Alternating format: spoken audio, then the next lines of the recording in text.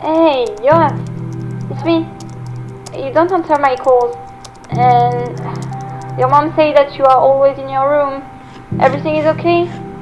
I really miss you.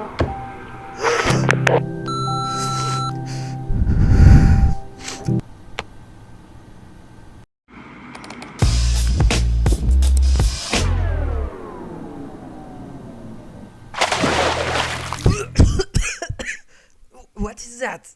Blood? Where I am? What? What?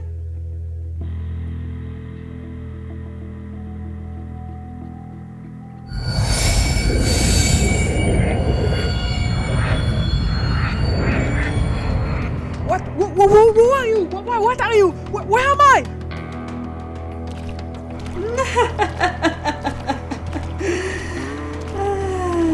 Let's say we are in your own head.